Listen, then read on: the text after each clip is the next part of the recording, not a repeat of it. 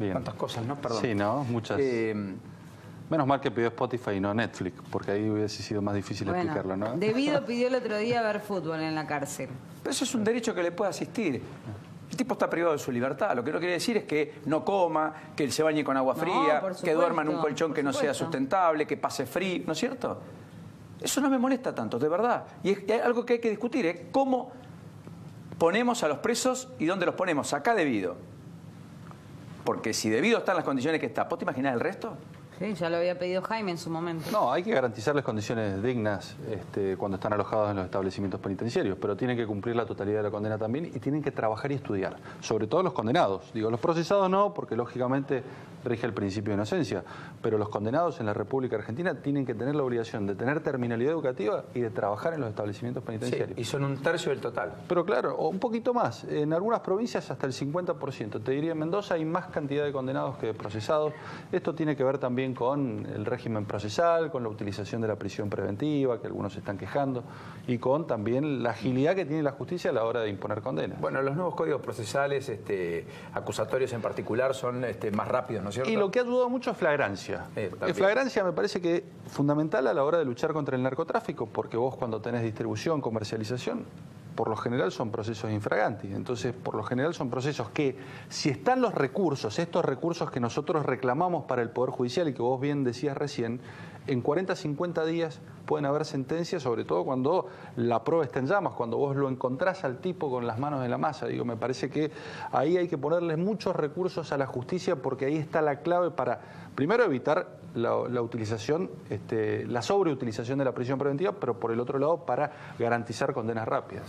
Te saqué un poquito del tema. ¿Tomaron dimensión de la crisis en la que está la Argentina, Petri, en el Sí, gobierno? claro, lo dice el presidente, digo, lo dice el jefe de gabinete, lo decimos todos. Ahora, acá no hubo acatamiento, acá hubo sometimiento. Cuando los sectores gremiales en la República Argentina planteen un paro y lo hagan sin afectar el transporte, sin someter y tomar de rehenes a todos y cada uno de los trabajadores, como estuvieron hoy de rehenes en la República Argentina, los que estaban a favor de parar y los que no estaban a favor de parar, porque aquí no hubo discriminación alguna, aquí todos tuvimos que parar, cualquiera sea las posibilidades de trabajar o no que tuviésemos.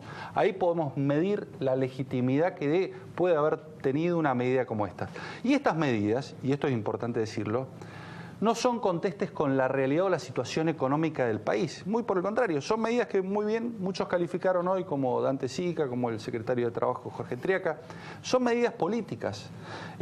¿Por qué? Porque en el 2017, por ejemplo, Paulino, un año que todos los indicadores económicos mostraban saldos positivos en la República Argentina, de empleo, crecimiento, inflación.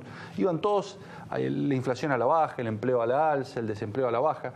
Digo, dos medidas de fuerza, 2 paros generales tuvimos. Digo, entonces, no tienen que ver con la realidad económica, sino que me parece que tienen que ver con... puedo coincidir con usted. Con déjeme decirle que sí, la economía está en recesión, crece el desempleo, baja el consumo, los salarios están corriendo por detrás de los precios y por sobre todas las cosas la pérdida de poder adquisitivo en promedio es mayor a la del 2014, 2012, 2016, 2008. Seguramente tenemos dificultades. Digo, si hay condiciones para un paro son más hoy que las del año pasado. La verdad que vamos a tener 4 o 5 meses de recesión. Está claro que el acuerdo de mañana va a ser muy importante para generar confianza. Hay algo que el presidente dijo hoy desde Nueva York que es muy importante. Es la primera crisis que atraviesa la República Argentina sin modificar las reglas de juego, sin imponer cepos, sin establecer corralitos. En donde hay otro dato importante a tomar en cuenta. Está saliendo el presidente del Banco Central y no está afectando la economía. Y esto habla a las claras de que, en definitiva, las instituciones están pesando más que los hombres.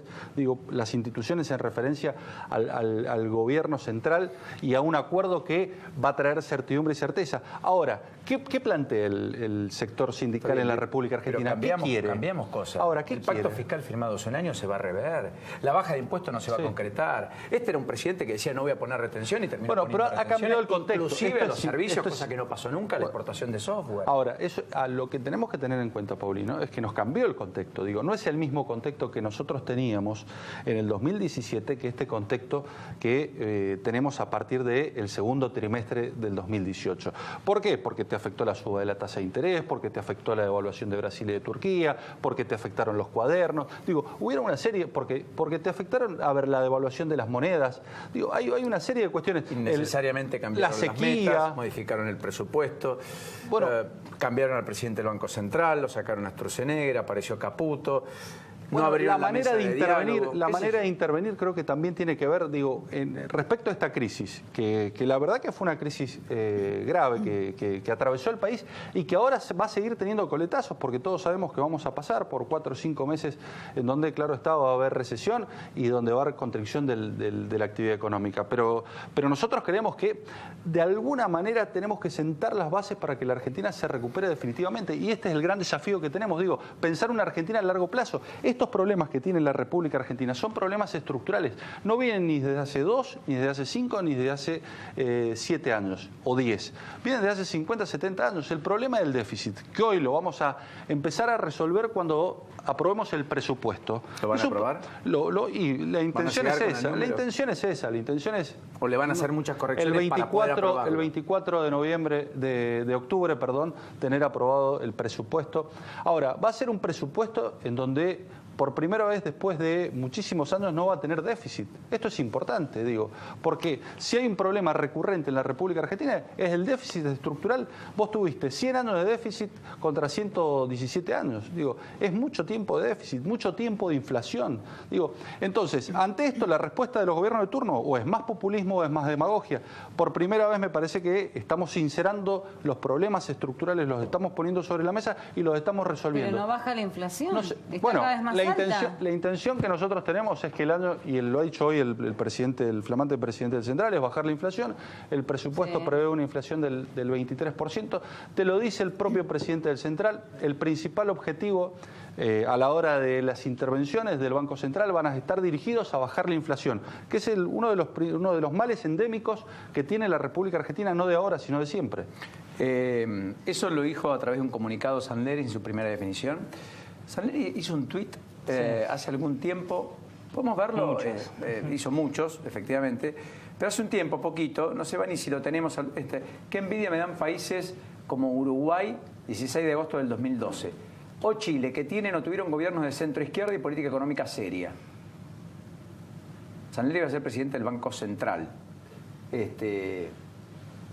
Bueno, porque acá tuvimos un gobierno que se decía de centro izquierda y la verdad que la política económica del gobierno anterior dejó mucho que desear y tuvo muchas crisis. Digo, uno de los problemas que nosotros tenemos, y fue recurrente, más allá de los primeros años del kirchnerismo que se encuentra con unos commodities formidables y a partir de allí genera los superávit gemelos, producto de la soja y del valor del barril de hidrocarburos.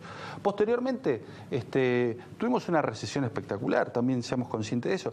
Y cuando al kirchnerismo los números le empezaron a dar a la baja, lo que hizo fue suprimir los números, intervenir el INDEC y a partir de allí borrar la estadística pública. No hablemos más de pobreza, no hablemos más de inflación, no hablemos más de desempleo. Digo, esta fue la forma de combatir el flagelo y los problemas estructurales y endémicos que tuvo la República Argentina.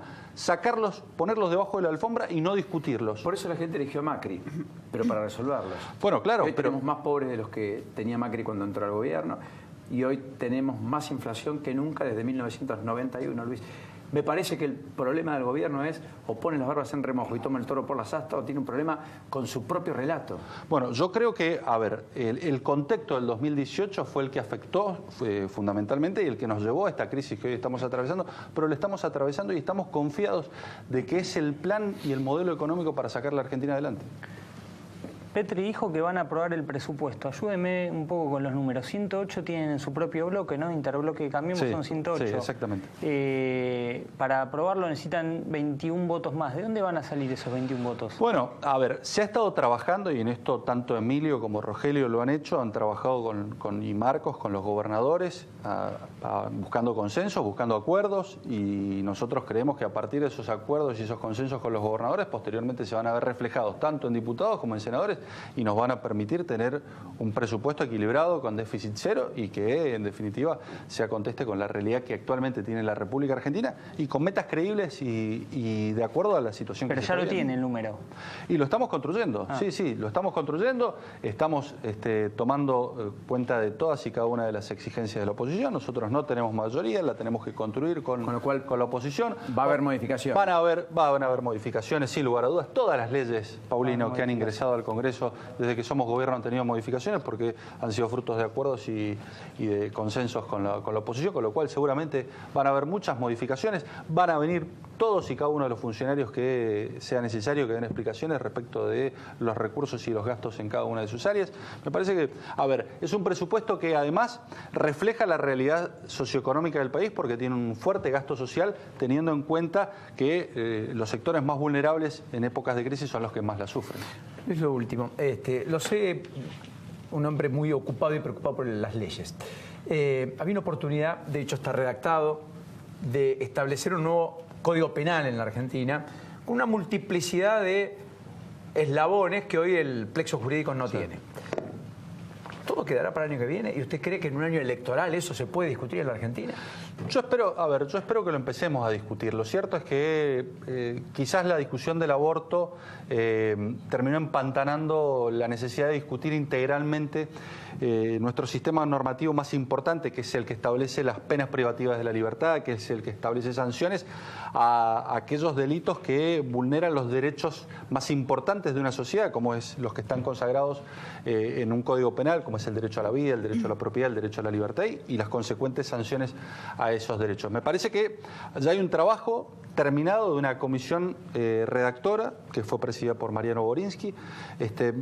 Sería una gran oportunidad hacerlo ahora porque el año que viene probablemente pueda complejizarse producto de la contienda electoral, que esto muchas veces no contribuye a un debate racional, despojado de la coyuntura y con la cabeza fría, pensándolo a 100 años más, como lo pensaron aquellos que sancionaron el Código Penal en 1921 y que duró 100 años, en donde ya muestra claramente que se desactualizó, que tiene remiendos y parches que no se ajustan, y en donde vos tenés nuevos desafíos como es el crimen organizado, el terrorismo internacional, el lavado de activos, el narcotráfico, la corrupción, el grooming, y necesitas dar respuestas y no son las mismas respuestas que hace 100 años. Ojalá no perdamos la oportunidad. Luis, gracias. No, por favor, enorme placer de recibirlo.